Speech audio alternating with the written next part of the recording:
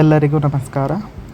ಇವತ್ತಿನ ವಿಡಿಯೋದಲ್ಲಿ ಕರ್ನಾಟಕ ರಾಜ್ಯ ಸಹಾಯಕ ಪ್ರಾಧ್ಯಾಪಕರ ಅರ್ಹತಾ ಪರೀಕ್ಷೆ KCET ಎಕ್ಸಾಮಲ್ಲಿ 2024ರ ನೋಟಿಫಿಕೇಷನ್ ಯಾವಾಗ ಬರುತ್ತೆ? ಹೆಚ್ಚಿನ ಜನರು ನಮ್ಮ ಹತ್ರ ಕೇಳ್ತಿದ್ರು ಯಾವಾಗ ಮುಂದಿನ ನೋಟಿಫಿಕೇಷನ್ ಬರುತ್ತೆ ಅಂತ. ಸೊ ಆಲ್ರೆಡಿ ಈಗ 2023ರ ಎಕ್ಸಾಮ್ನ ನೋಟಿಫಿಕೇಷನ್ ಬಂದು ಎಕ್ಸಾಮನ್ನು ನಡೆಸಿ ತಾತ್ಕಾಲಿಕ ಫೈನಲ್ ರಿಸಲ್ಟನ್ನು ಬಿಟ್ಟಿದ್ದಾರೆ. ಸೊ ಇನ್ನು ನೋಟಿಫಿಕೇಷನ್ ಯಾವಾಗ ಬರುತ್ತೆ ಅನ್ನೋ ಆನ್ಸರನ್ನು ಈ ವಿಡಿಯೋದಲ್ಲಿ ನಿಮಗೆ ತಿಳಿಸ್ತಾ ಹೋಗ್ತೇನೆ. ಹಾಗೆಯೇ ಈಗ ಆಲ್ರೆಡಿ ಆದಂಥ ಎಕ್ಸಾಮ್ ಏನಾಗಿದೆ ಅದರ ಸರ್ಟಿಫಿಕೇಟ್ ಯಾವಾಗ ಬರುತ್ತೆ ಅನ್ನೋ ಮಾಹಿತಿಯನ್ನು ಈ ವಿಡಿಯೋದಲ್ಲಿ ನಿಮಗೆ ಡೀಟೇಲ್ ಆಗಿ ತಿಳಿಸ್ತಾ ಹೋಗ್ತೇನೆ. ಅದೇ ರೀತಿ ಈ ಅಂತಿಮ ಫಲಿತಾಂಶ ಅನ್ನೋದು ಇನ್ನೂ ಸಹ ಬಂದಿಲ್ಲ. KE ಅವರು ತಾತ್ಕಾಲಿಕವಾಗಿ ರಿಸಲ್ಟನ್ನು ಬಿಟ್ಟಿದ್ದಾರೆ ಹೊರತು ಯಾವುದೇ ಅಂತಿಮ ಫಲಿತಾಂಶವನ್ನು ಬಿಟ್ಟಿಲ್ಲ. ಸೊ ಅದರ ಬಗ್ಗೆ ಮಾಹಿತಿಯನ್ನು ಈ ವಿಡಿಯೋದಲ್ಲಿ ನಿಮಗೆ ತಿಳಿಸ್ತಾ ಹೋಗ್ತೇನೆ. ಈ 3 ಪ್ರಶ್ನೆಗಳ ಉತ್ತರವನ್ನು ಡೀಟೇಲಾಗಿ ನಿಮಗೆ ಈ ವಿಡಿಯೋದಲ್ಲಿ ತಿಳಿಸ್ತಾ ಹೋಗ್ತೇನೆ. ವಿಡಿಯೋವನ್ನು ಸ್ಕಿಪ್ ಮಾಡದೆ ಪೂರ್ತಿಯಾಗಿ ನೋಡಿ. ಹಾಗೆಯೇ ಇದುವರೆಗೆ ನಮ್ಮ ಚಾನಲನ್ನು ಸಬ್ಸ್ಕ್ರೈಬ್ ಮಾಡ್ಕೊಳ್ಳಿ ಅಂತ ಹೇಳ್ತಾ ಬನ್ನಿ ಇವತ್ತಿನ ವಿಡಿಯೋವನ್ನು ಶುರು ಮಾಡೋಣ. ಸೊ ವಿಷಯ ಏನಪ್ಪ ಅಂತ ಹೇಳಿದರೆ KCET ಅರ್ಹತಾ ಪರೀಕ್ಷೆ ಅಂದರೆ ಕರ್ನಾಟಕ ರಾಜ್ಯ ಸಹಾಯಕ ಪ್ರಾಧ್ಯಾಪಕರ ಅರ್ಹತಾ ಪರೀಕ್ಷೆ ಈಗಾಗಲೇ 2023ರ ಪರೀಕ್ಷೆ ಮುಗಿದಿದೆ. ಫೈನಲ್ ಆಗಿ ತಾತ್ಕಾಲಿಕವಾದಂತಹ ಪ್ರೊವಿಷನಲ್ ರಿಸಲ್ಟನ್ನು ಬಿಟ್ಟಿದ್ದಾರೆ. ಆದರೆ ಇನ್ನೂ ಸಹ ಫೈನಲ್ ರಿಸಲ್ಟನ್ನು ಬಿಟ್ಟಿಲ್ಲ. ಕೆಲವರು ಏನು ಕೇಳ್ತಿದ್ದಾರೆ ಅಂದರೆ ಯಾರೆಲ್ಲ ಕ್ವಾಲಿಫೈ ಆಗಿಲ್ಲ, ಹೆಚ್ಚಿನ ಜನರು 1 lakh ಪ್ಲಸ್ ಜನರು ಇಲ್ಲಿ ಏನು ರಿಜಿಸ್ಟರ್ ಮಾಡ್ಕೊಂಡಿದ್ರು, 95,000 ಪ್ಲಸ್ ಜನರು ಇಲ್ಲಿ ಎಕ್ಸಾಮನ್ನು ಬರೆದಿದ್ರು. ಅದರಲ್ಲಿ 6,000 ಜನರಷ್ಟೇ ಸೆಲೆಕ್ಟ್ ಆಗಿದ್ದಾರೆ. ಸೊ ಇಲ್ಲಿ ಏನಾಗಿದೆ ಅಂತ ಹೇಳಿದರೆ ಯಾರೆಲ್ಲ ಕ್ವಾಲಿಫೈ ಆಗಿಲ್ಲ ಅವರಿಗೆ ಮುಂದೆ ಪರೀಕ್ಷೆ ಬರೀಬೇಕಾಗುತ್ತೆ, ಮುಂದೆ ಅರ್ಹತೆಯನ್ನು ಪಡ್ಕೋಬೇಕಾಗುತ್ತೆ. ಸೊ ಅದಕ್ಕೋಸ್ಕರ ಅವರು ಕ್ವಶನನ್ನು ಕೇಳ್ತಿದ್ದಾರೆ ಯಾವಾಗ 2024ರ ನೋಟಿಫಿಕೇಷನ್ ಬರುತ್ತೆ ಅಂತ. KE ಅವರು ಈಗ ಇನ್ನೂ ತುಂಬ ಕೆಲಸ ಇರುತ್ತೆ. KE ಅವರಿಗೆ ಏನಪ್ಪ ಅಂತ ಹೇಳಿದರೆ 2023ರ ಫೈನಲ್ ರಿಸಲ್ಟನ್ನು ಬಿಡಬೇಕು. ಫೈನಲ್ ರಿಸಲ್ಟನ್ನು ಬಿಟ್ಟ ನಂತರ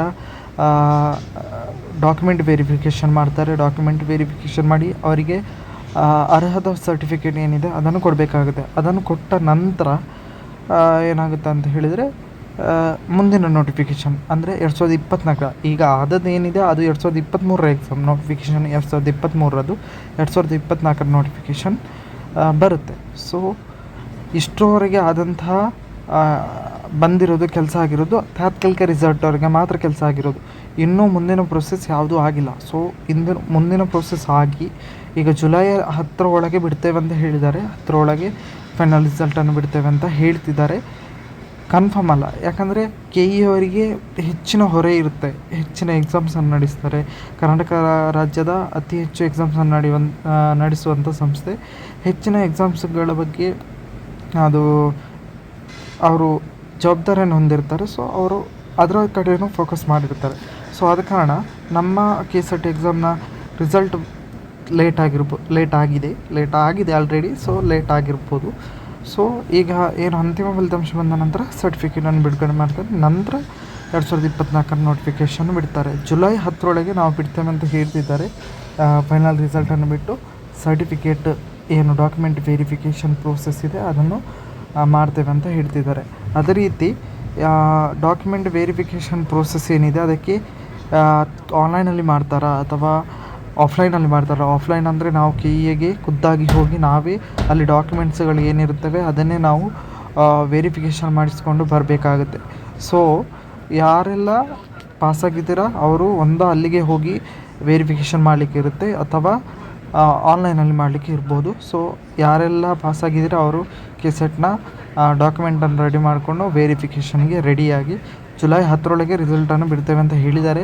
ಕನ್ಫರ್ಮ್ ಅಲ್ಲ, ಇದು ನಿಗದಿತ ದಿನಾಂಕ ಯಾವುದೂ ಇಲ್ಲ KE ಅವರ ಹತ್ರ.